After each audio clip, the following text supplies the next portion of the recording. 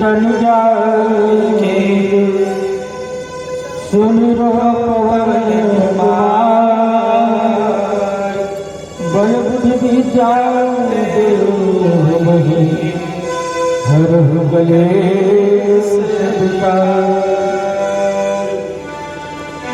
हे भगवान ज्ञान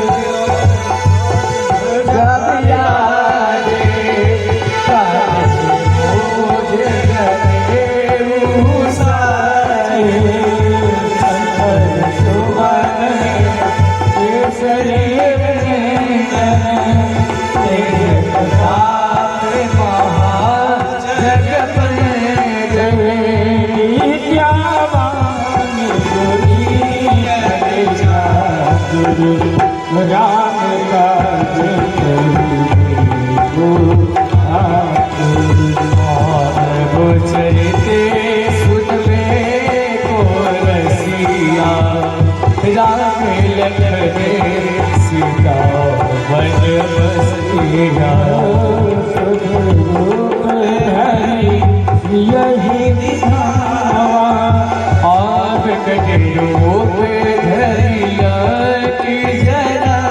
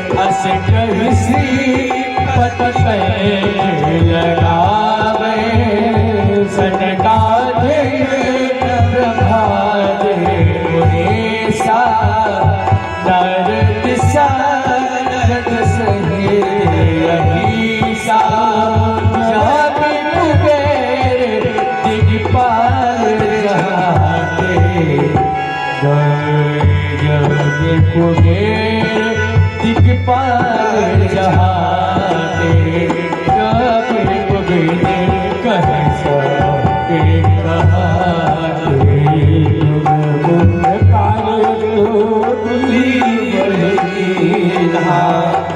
नाम गिराए और मेरो मन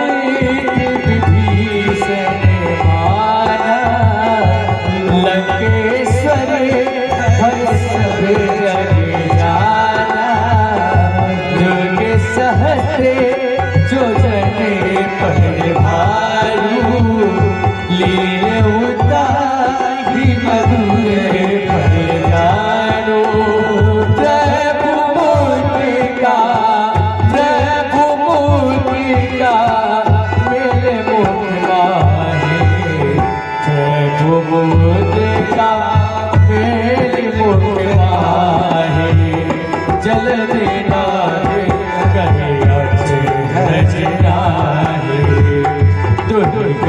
काज जगत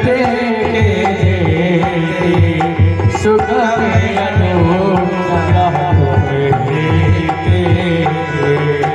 राम दुआरे तुम्हें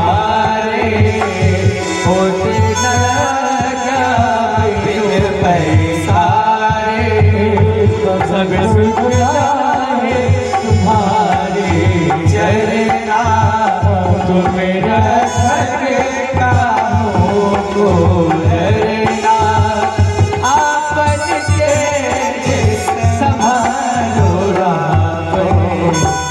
आपन तेज संभालो आपन तीनों लोग हाथ से काहे हो के साथ निकले आए मांगे झगड़ा में सुनावे ना से रोग भरे सकिया जब तक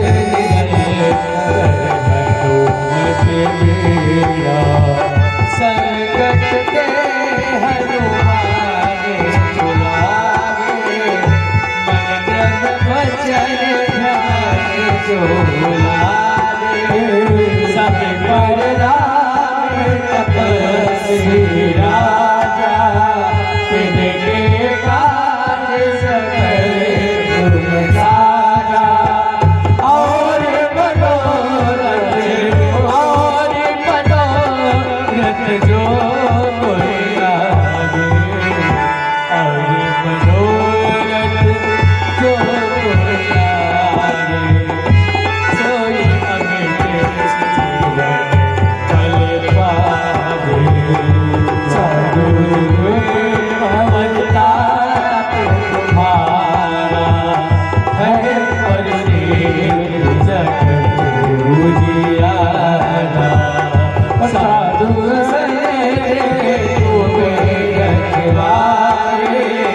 असुर गए रामे दुलारे अष्ट से गाता असवर जाने माता राम रसायन तुम मेरे कासा राम रसायन तुम मेरे कासा सदा रहो रघुपति के दासा तुम्हारे भजन राम को पावे जनक जननी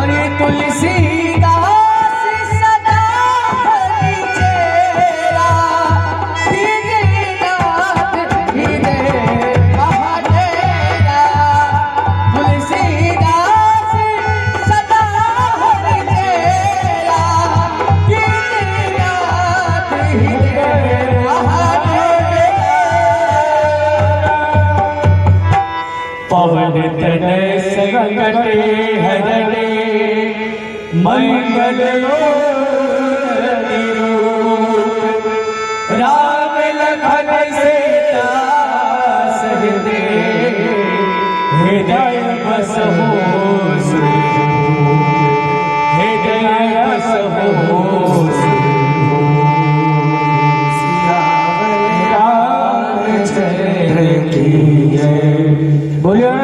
श्रीमंत श्री भगवंत की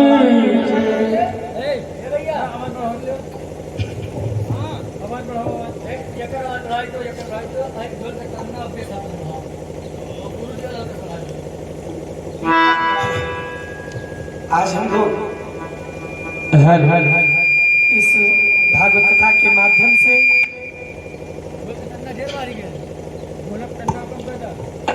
तृतीय दिवस में प्रवेश कर रहे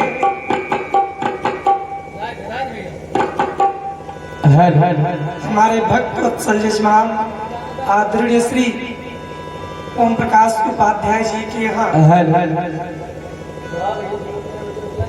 जो श्रीमद् भागवत भगवान का आगमन हुआ है। अतः इस भागवत कथा पंडाल में देव स्वरूप जो मनुष्य के स्वरूप में आए हुए देव यक्ष गंधर्व मनुष्य जो अपने उद्धारार्थ हेतु इस कथा मंडप में उपस्थित हैं, सभी भगवत प्रिय बंधुओं का इस भगवत प्रवचन में आप लोगों का अभिनंदन है। क्योंकि कहा जाता है कि जब कहीं पर भागवत भगवान का आगमन होता है तो जो भी मनुष्य उस भागवत कथा के पंडाल में उपस्थित होते हैं कहीं ना कहीं क्षणिक मात्र भी उनके ऊपर देव की कृपा होती है। क्योंकि जो यह भूमंडल है यह भव का सागर है। जिस भव सागर में मनुष्य जब डूब जाता है जिस भव सागर से पार पाने के लिए भगवत नाम कीर्तन ही है या भगवत भजन ही है कि जो व्यक्ति को इस भव सागर से पार कराता है।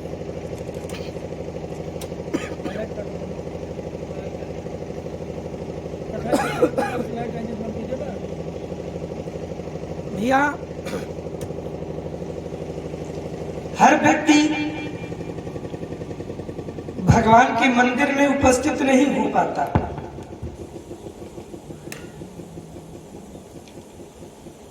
और जो व्यक्ति भगवान के मंदिर में उपस्थित होता है वह कभी साधारण नहीं हो सकता। क्योंकि गृहस्थ जीवन का त्याग करके सन्यास के जीवन में प्रवेश करना ही सबसे बड़ी तपस्या है। क्योंकि गृहस्थ जीवन में जब व्यक्ति का विवाह होता है ना भैया तो जो उसके सिर पर पगड़ी रखी जाती है तो इसे तो वह पगड़ी बहुत ही 100, 200, 400 रुपए में मिल जाती है। लेकिन उस जो पगड़ी का मेन खर्चा होता है भैया व्यास जी ये बहुत महंगा होता है। क्योंकि जिस दिन वह पगड़ी जिसे हम लोग मोर बोलते हैं जब वह मोर सिर पे रख दिया जाता है उस दिन से उसके जीवन का उस जीवन को जीने का एक आश्रय प्राप्त हो जाता है। उस पगड़ी के 3 नियम हैं। अपने गांव की भाषा में नोन, तेल और लकड़ी। जो व्यक्ति इन तीनों का सरलता पूर्वक संयोजन कर ले गया वही गृहस्थ कहलाता है। और लेकिन ध्यान दीजिए कि नाम क्या है, नमक है, तेल और लकड़ी है, बहुत सरलता से प्राप्त हो जाता है महाराज। लेकिन इन तीनों हमारे यहाँ सरलता है लेकिन जब इनको लाना पड़ता है, परिश्रम करना पड़ता है ना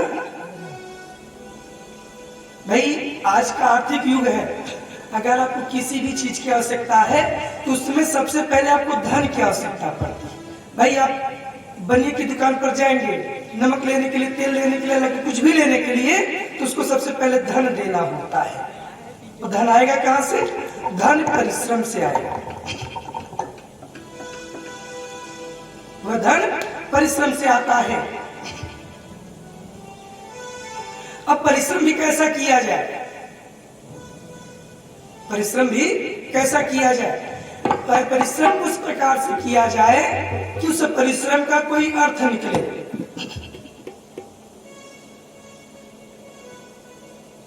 नहीं तो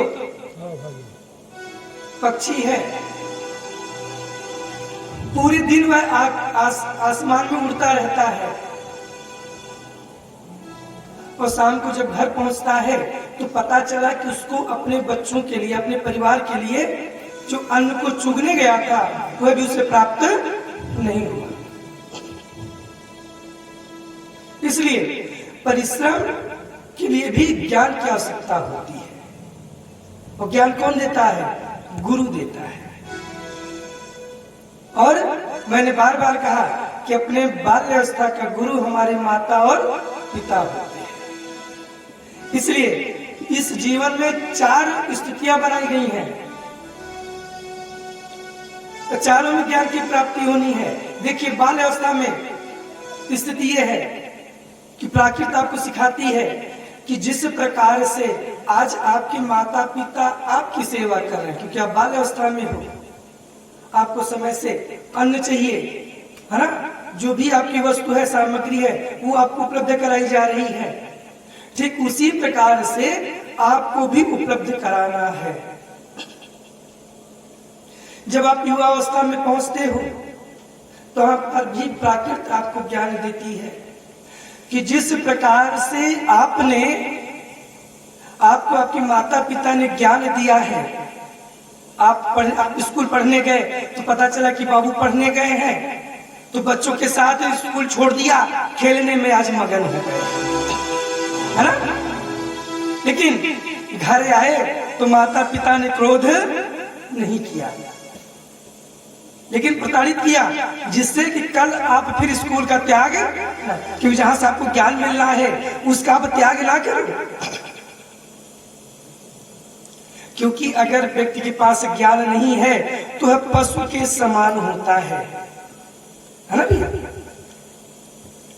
तो प्राकृत कहती है कि जिस प्रकार से आज आपके माता पिता आपको ज्ञान दे रहे हैं, जिस दिन आपके माता पिता वृद्धावस्था में चले जाएंगे उस दिन भैया सोचने समझने की शक्ति कमजोर हो जाती है ना, जिसे याददाश्त जो है कमजोर हो जाती है। तो उस समय इसी प्रकार से प्रेम के साथ आप अपने माता पिता को ज्ञान देना, उनका अपमान नहीं करना, क्योंकि आपके माता पिता ने आपका अपमान नहीं किया है। जब आप प्रागौड़ अवस्था में जाते हो, यानी गृहस्था धर्म में प्रवेश करने लगते हो, तो वहां पर आपका जो पिता है वह धन को संचय करना सिखाता है कि बाबू, अरे बाबू कमाओ, नहीं तो कल को जब पत्नी आ जाएगी तो क्या खिलाओगे। तो बार बार पिता आपको धन को संचय करने का ज्ञान देता है।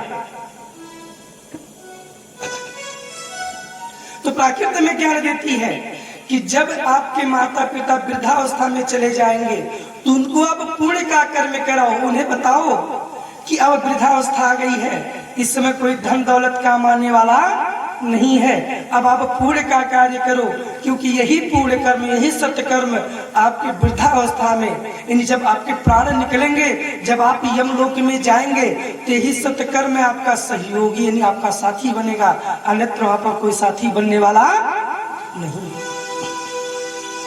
भैया आप यहाँ चाहे जितने धन संचय कर लो, लेकिन जब वहां जाना होता है ना, बड़े दरबार जहाँ पे जज साहब बैठे हुए हैं, वहां पर इस धन का कोई मोल नहीं है।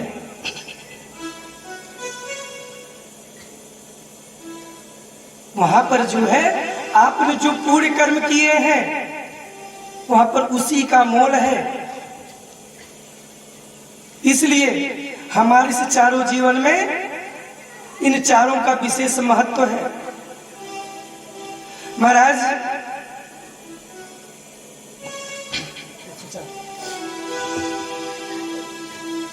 कि अगर ये जो सांसारिक जीवन है,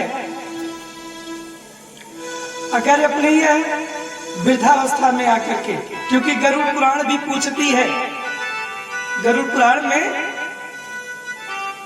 स्पष्ट स्वरूप में कहती है कि जब व्यक्ति की आत्मा भैया उसके कर्म के अनुसार बैतरणी नदी के पास पहुंचती है, तो उस बैतरणी नदी के पास पहुंचने पर जब नैया आती है पूछती है, अरे क्या तुमने कभी कोई सत्कर्म किया है, कभी भूखे को भोजन कराया है, या कभी गैया को क्षणिक मात्र का ग्रास दान किया है, अरे क्या कभी तुमने भगवत के नाम का कीर्तन किया है? अगर तुमने ऐसा कुछ किया हो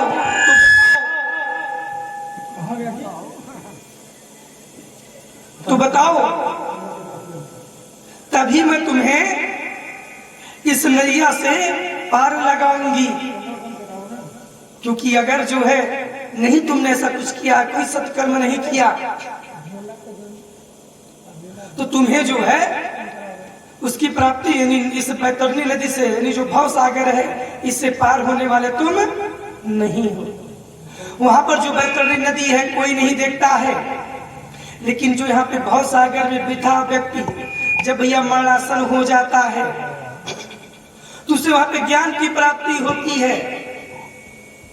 जब वृद्धावस्था में जाता है तो उसे ज्ञान की प्राप्ति होती है कि मैंने तो कुछ पाया ही नहीं,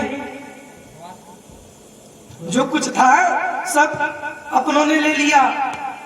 आज जब यमराज के दूत मुझे आके प्रताड़ित कर रहे हैं, यहाँ पर मेरा कोई सहयोगी नहीं। क्योंकि जब व्यक्ति मरणासन हो जाता है भैया, तो जब यमराज के दूत लोग आके उसको डराते हैं ना, तो इधर उधर उस बिस्तर पे छटपटाता है। जो अपने बंद बांधव हैं उसकी पीड़ा को नहीं महसूस कर पाते, समझ नहीं पाते क्या हो रहा है।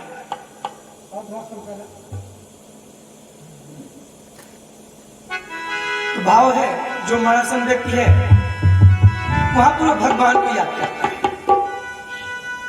वहां पर वह, क्योंकि जब भगवान भी कहते हैं कि कैसा मनुष्य है कि जब तक इसको मुझे भजना चाहिए था तब तक इसने मुझे भजा नहीं, आज मैं खुद भज रहा है। से पहले लोग बुजुर्ग लोग कहते थे ना, भैया 100 रुपए की नोट है, जरा इसको भजा लाओ, यानी फुटकर करा लो, है ना। जब आज ये खुद फुटकर में भज रहा है, तो आज मुझे बुला रहा है। और जिस समय बुला रहा है कि उस समय अब इसके अंत का समय आ गया, अभी भी यहाँ से जाने वाला है। और जाते हुए अगर आप किसी को चाहे जितना प्रेम कर लो तो उस प्रेम का कोई मतलब नहीं। कहते हैं अब सौंप दिया इस जीवन का, अब सौंप दिया इस जीवन को, सब भार तुम्हारे हाथों में। अब सौंप दिया इस जीवन का, सब भार तुम्हारे हाथों में। अब सौंप दिया इस जीवन का, सब भार तुम्हारे हाथों में।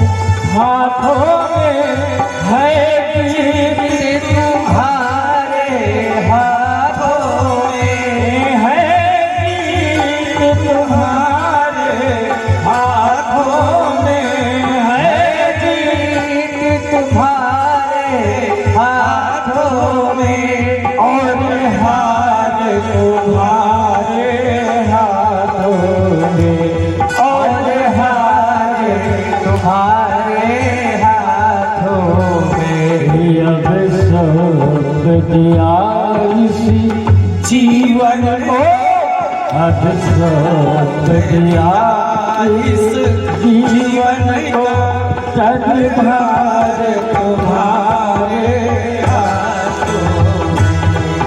अब सौंप दिया इसी जीवन का, सब भार तुम्हारे हाथों में। अब सौंप दिया इस जीवन का, सब भार तुम्हारे हाथों में। मेरा निश्चय बस एक यही, मेरा निश्चय बस एक यही, मेरा निश्चय बस एक यही, एक बार तुम्हें पा जाऊं मैं, एक बार तुम्हें पा जाऊं मैं। कर दो, कर दो दुनिया भर को, हर पल कर दो दुनिया भर का, सब प्यार तुम्हारे हाथों में। हर पल कर दो दुनिया भर का, सब प्यार तुम्हारे हाथों में। जो जग में रहूं तो वैसे रहूं, आज जग में रहूं तो ऐसे रहूं। जो जग में रहूं तो ऐसे रहूं, जो जग में रहूं तो ऐसे रहूं। जो जल में कमल का फूल रहे, जो जल में कमल का फूल रहे। मेरे सदगुण समर्पित हो, मेरे सब दोष समर्पित हो, पैताज तुम्हारे हाथों में। मेरे सब गुण दोष समर्पित हो, सरकार तुम्हारे हाथों में।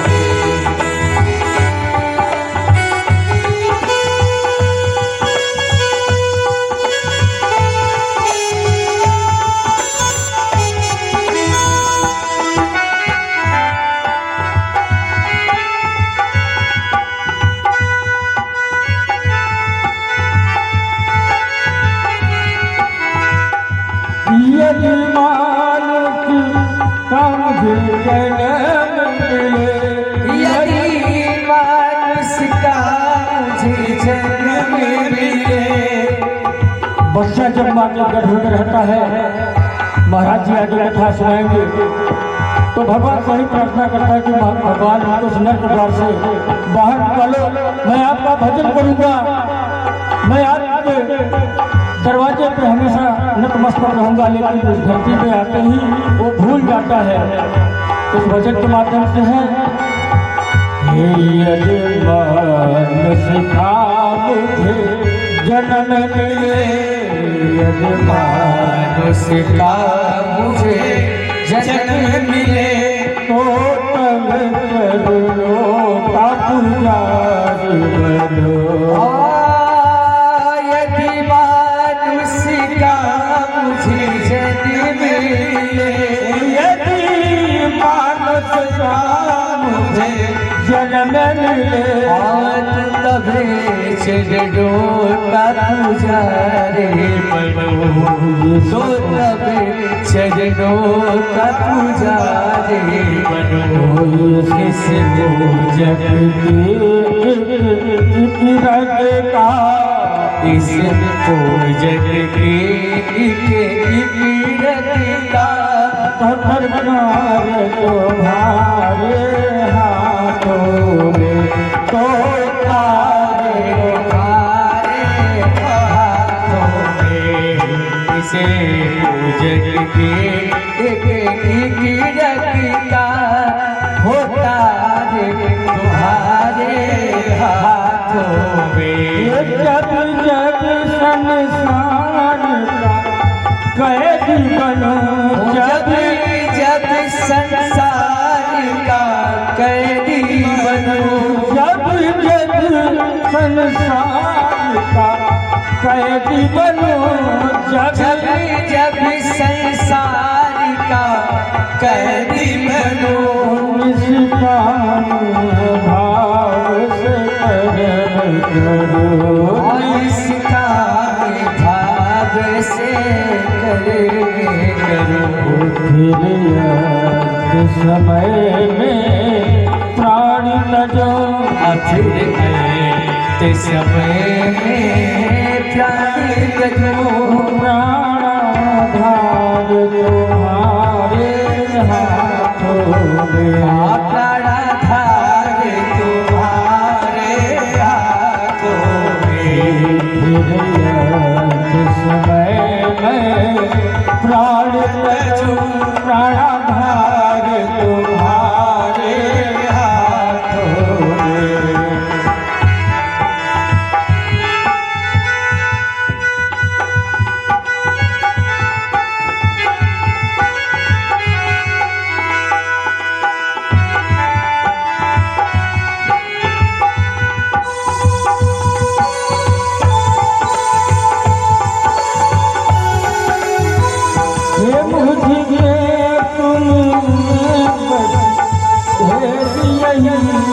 मुझ पे तुम में बस भेद यही, मुझ में तुझ में बस भेद यही, मुझ में तुम में बस भेद यही। मैं नर हो तुम नारायण हो, मैं नर हो तुम नारायण हो।